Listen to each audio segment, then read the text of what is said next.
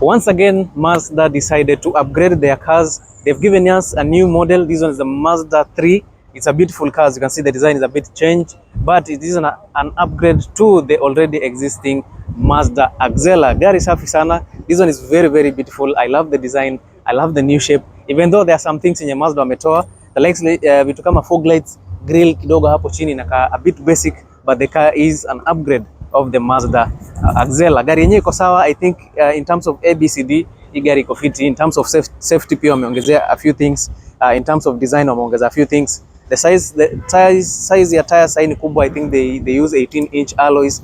Alafu the interior pia wamechange a few things hapa na pale, at least to make an upgrade on the car, to make it good, and also they wanted it to go to different markets. Sawa. So this one is a 2019 Mazda 3. It is a beautiful vehicle. Gari safi sana. This one is a 1500cc petrol Sky Active G with 4 cylinders. Inakupatia 120 horsepower and 150 Newton meters of torque. Ukisikia power kama hiyo huwezi sema nini, kwa sababu this one is a hatchback and it's not designed to perform very well. But remember, 150 horsepower is very, very capable to push any other vehicle on the Kenyan road. Sorry, 120 horsepower. So gari iko sawa. I'll take you around. Let us see what we get in the interior, what we get in the exterior. Alafu tuangalie in general, is it a good car? Is it a good upgrade? Ama wase bado mtachukua the old Mazda Axela. If you're new to the channel, make sure you subscribe, because we post videos of cars on a daily basis, be it be car reviews ama showroom walkarounds. Hiyo ndo kazi yetu, sawa? So make sure you subscribe, and okay, let's go and see what we get here. The design is always what catches the eye very fast. So as you can see from this Axela, it looks more curvy, especially ukiangalia hapa nyuma, this cylinder looks a bit more extended in itwanga nyash long sleeve. Anyway, it's a beautiful car. I think the design is quite good. The backside is a bit more elevated, iko poa, and I also love the new taillights. Look at this, taillights zake ziko fiti. Yeah, beautiful taillights. Wanakukumbusha this one is a Sky Active G 1500cc petrol, and at the backside you get 2 exhausts, even though it's very rare to get a car with 1500cc having those 2 exhausts. Another beautiful thing on this car is that they have increased the size of their alloys, but they have reduced the size of the tires. So you get 18-inch alloys, as you can see here, very, very beautiful, but the tires are low profile, which is quite good. In terms of suspension system, I maintain the multi-link suspension, solid brake discs hapa na pale, because this one is not a performance car and you don't need the most sophisticated suspension system, even though for a car like this you will get those things. Huku mbele, I think it's good. It looks a bit longer. It looks more sharper. The design is very, very good. It's a bit more shorter, and also the ground clearance imeongezeka kidogo. I think it's very good. Huku mbele you get some same size 18-inch tires, beautiful alloys, solid brake discs pale.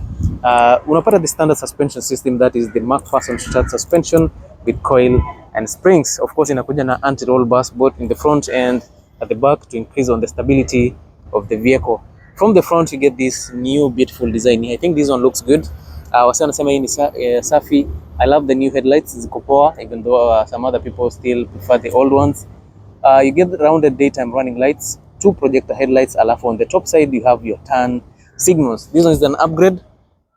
In the previous version ulikuwa unapata inatumia bulb technology, but for the 2019 model unapata full LED turn signal. Something yenye imepotea right now is the fog light. Usually there would be a fog light imekaa hapo, because I know that's one of the things that people would prefer to go for. It makes the car look more beautiful, but I know Mazda have a reason why they decided to chop off the fog lights. Some other cars integrate the headlights with fog lights and all that, pamoja zinajieka on one side, but ile design ilikuwa unapata ikiwa pale chini iko fiti sana. Subaru maintained all the way, gari zao zote huwa zinakuja na fog lights as standard, sawa. The new grille also is it's beautiful. It's a bit skeptical. Wasingine wanasema it's good, wasingine wanasema it makes the car look more dull, but I think it's okay. An upgrade is always an upgrade, and a few people disagree with the upgrades that you get. Safety features ziko sawa. You get this front facing camera, you have the Mazda safety sense, iko fiti pia, and yeah, inakuja na blind spot monitoring system, 360-degree view, reverse cameras, blind spot monitoring system, lane keeping assist, adaptive cruise control, among so many other things. But in terms of design, I think I like the back more than the front. I think in humans pia wanaume wanapenda hivyo. Yes, the backside is always appealing, especially when it's a bit larger. Rear facing camera iko sawa, a number of sensors here at the back. Opening the tailgate, mpaka utatumia button hapa kufungua the boot section. So unaangalia the boot iko sawa. I think you get around 295 liters of space, and of course you have no spare tire. Kuna wheel jack and a few other accessories for you situated here at the back. Let us jump in and see what we get in the interior, because that's what you guys want to see. Look at these LEDs, beautiful LEDs hapo ndani. I always say Mazda wanajituma, they know what they are making and they know the reasons why. On the lower side of the window panes unapata chrome. I think that is very standard in almost all these vehicles nowadays wanazitumia. LED turn signals on the side mirrors, alafu pia kuna camera hapo. Keyless entry, there are no buttons here. It's a sensor. Ukifinya hapo ukiwa na key, of course it will open, and yeah, you'll get to access this new interior. This interior is a bit more modern. I think it looks good. Kalia fiti. So starting from the door, you have this beautifully crafted door. Ikona a bit more of grooves and all that. Angalia the top side ni plastic but imetengenezwa vizuri. Ikona partition hapa. You have this center part inakuja na this synthetic leather with some beautiful stitches. Pia nayo kuna chrome finish on it. Door locks ziko hapa. Speakers ziko fiti. The speakers are moved a little bit up from the lower side, but for this trim level the speakers don't sound so good. Nilikuwa kwa Mazda 6.5 iko na Bose sound system. Nimejaribu kuingia hapa na ni kama nasikia kale ka radio ka tudebe. Huku kwingine uko sawa, fabric finish, leather, sorry, this is not leather, this is more of a soft plastic finish. Power door controls ziko hapa. Of course usiku zina illuminate vizuri. On the lower side you have additional storage space, which is quite good. The rest of the interior is I think I like the interior how it is. Starting from this side, you have this fabric seat for the front driver with these beautiful designs. Even though it's got fabric, I think they are very much comfortable. And then of course the seats also are electrically adjustable. So if you need your seats to be electric, hii gari inakuja na electric seats for the front passenger only. For the driver only. The front passenger manual kama kawaida. And then as you sit inside here, you get this beautiful design. You have this steering wheel yake iko sawa kabisa, no issues about that.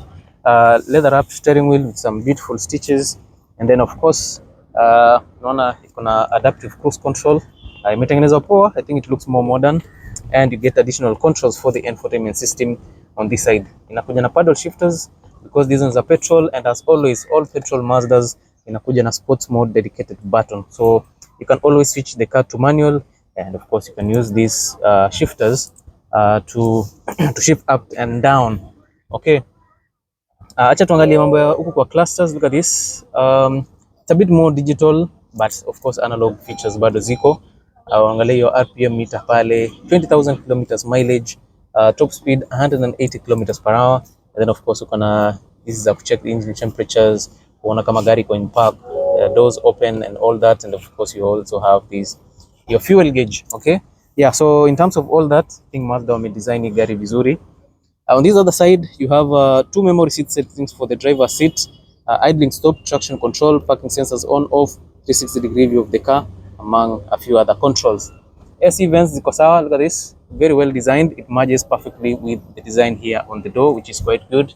And you also have heads-up display on this vehicle. Ukiwa unaendesha kwa highway yenye iko well demarcated with clear road signs, it will always show you up. It will always show up on the heads-up display. I don't know if you can see in this one. Angalia pale, kuna ka zero hapo. It shows you the speed when inaonekana pale mbele, and also the road signs will also appear there. The infotainment system iko fiti. Sasa imesongeshwa huko juu kidogo. It's not touch screen. You have your button hapo we switch on, but most of the controls or the operation of that infotainment system takes place here. Angalia, yeah, you have to control from this side. So it is an 8.5-inch infotainment system. Iko na Android Auto and Apple CarPlay, which is quite good, and also iko na Bluetooth enabled sound system. So I think it's good. Navigation pale iko sawa. Ilikuwa in Japanese, but I've changed the language to English, which is a bit more easy to navigate through without any problems at all. Air vents zimedesigniwa vizuri. Dashboard is quite good. You get this synthetic leather finish, which is I think it's nice. Yeah, I think I like the design. Wasengi wanasema it looks a bit weird, but yeah, it looks weird, but it is an upgrade that we've been waiting for. Dashboard iko fiti, some beautiful designs, centralized AC controls. They are not very different from what we are used to, but I think wamefanyia some finishing at least na kapoa. You have your push to start ama start stop engine iko hapa. DVD card slot, USB slot iko hapo. Storage space for the higher trims unapata inakuja na wireless charger. Remember this car in other markets unapata 2.5 liter na 2000cc pia. Cup holder size imefichwa, they are located here, which kama utaki zikae open ama utumii and close it to give you this clean look here at the center. This center console side inakaa kama ya Mazda 6.5. Get this leather finish. The controls are sunk into it a little bit. Gear shifter for the 6-speed automatic transmission, and of course you can switch your car to sports mode, electronic parking brake, and more controls for the infotainment system ziko hapa katikati. You have this armrest which is made up of leather with some beautiful stitches. Kama unataka kufungua, you have to push it back and open it. Sawa? Yeah, so to reveal this storage, it's not the largest nor the smallest. You get HDMI, USB 12 volt output and and the SD card slot pale ndani. Dashboard iko sawa, air vents zake zimesongeshwa a bit to the lower side, beautiful air vents, and then of course you have a larger glove compartment which is very good and yeah, necessary.